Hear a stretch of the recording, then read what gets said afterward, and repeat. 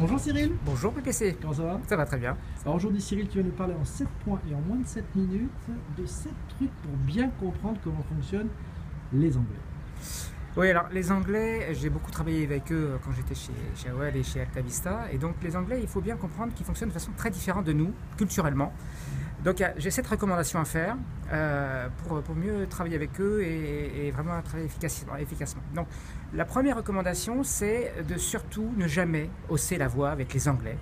Parce que les Anglais détestent le conflit, c'est culturel, et ils sont dans l'évitement complet, systématique du conflit. Donc dès lors qu'on hausse la voix, quels que soient les arguments qu'on peut évoquer derrière, on sera disqualifié. Le deuxième point, c'est le fait de savoir décoder un email, de savoir lire et décoder un email. Tu vas nous expliquer ça alors il faut bien comprendre un truc, c'est que les Anglais, encore une fois, sont dans l'évitement du conflit, donc il faut bien préparer l'interlocuteur à ce qui suit. Par conséquent, dans un mail, quand vous recevez un mail d'un Anglais, les 2 tiers du mail, les premiers 2 tiers sont de la parole vide, comme dirait Freud. Ça consiste à introduire la dernière partie de l'email, le dernier tiers, qui lui va contenir exactement ce qui est le propos, le sujet principal, à savoir la critique. Donc généralement, il faut arriver à repérer dans l'email les mots qui vont consister à dire cependant, however, ou nevertheless, ou though, sont des mots très importants qui permettent de suivre ce qui arrive derrière, et derrière, c'est le problème. Donc ça, c'est très important de comprendre déjà que la première partie ne sert à rien. Ce sont des rituels sociaux, comme nous en avons d'autres, et la parole est beaucoup plus indirecte. Voilà. Et donc, par conséquent, dans un mail, ça s'exprime par cette première partie qui, entre guillemets, d'un point de vue purement fonctionnel, ne sert à rien, mais elle est très importante. Okay.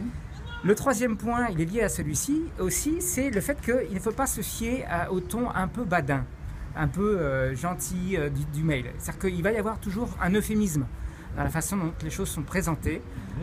Donc par conséquent, quand les Anglais vont vous dire des choses de façon très, très gentille, à savoir on aurait peut-être pu faire autrement, ça veut dire en réalité on a complètement raté. Donc il faut bien comprendre quelque chose, c'est que quand les Anglais prennent leur plume pour dire quelque chose, c'est que ça vraiment, il y a un problème.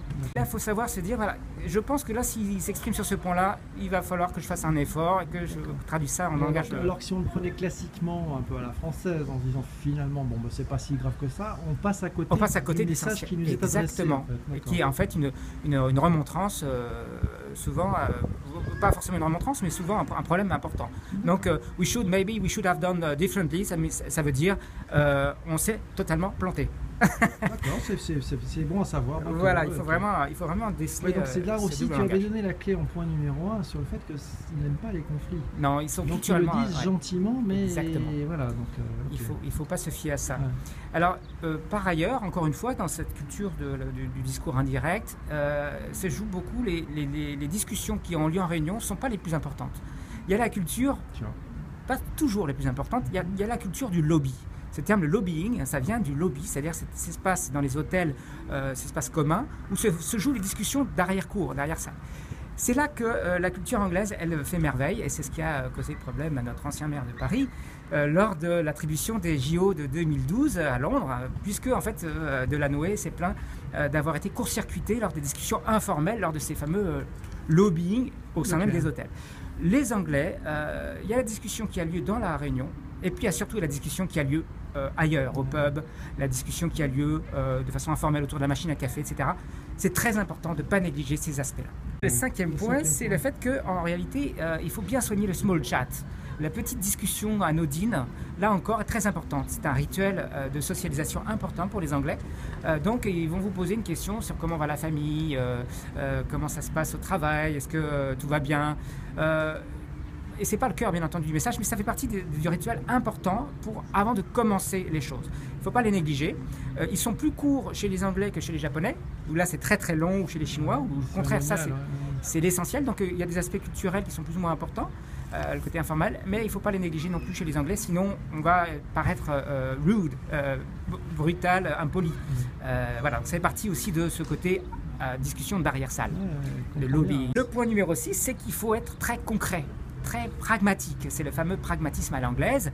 Ça veut dire qu'en réalité, pour présenter les choses, il faut arriver avec des arguments tangibles, notamment des chiffres, des éléments sur lesquels on va pouvoir appuyer une démonstration.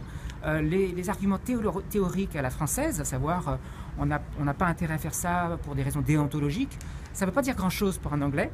Par contre, si on lui explique qu'en faisant ça, on va faire fuir les annonceurs, on va faire fuir le lecteur, on va faire fuir des revenus, là, évidemment, il va être beaucoup plus sensible. Et mon dernier point, c'est qu'il faut absolument arriver à travailler différemment avec les Anglais. Nous avons une conception holistique du travail, nous les Français, et les Allemands aussi, un petit peu. À savoir, on a besoin d'avoir tout préparé en amont avant de se lancer sur un projet. On a prévu tous les cas de figure et une fois qu'on est bien, on y va. Les Anglais ne fonctionnent pas du tout comme ça. Ils fonctionnent sur le test and learn, à savoir, on va d'abord essayer avec peu d'éléments et puis on va rectifier le tir progressivement au fur et à mesure. Okay.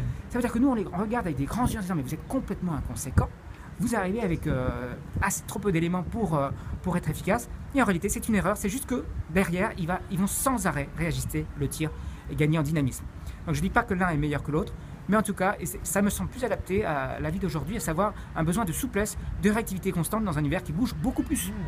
Donc ça veut dire que l'anglais est quand même plus agile que le français? Il est plus agile, oui, il est plus agile et il est plus adaptable. Par contre, il a un côté moins préparé. Donc il fait aussi plus d'erreurs, mais il se corrige plus souvent.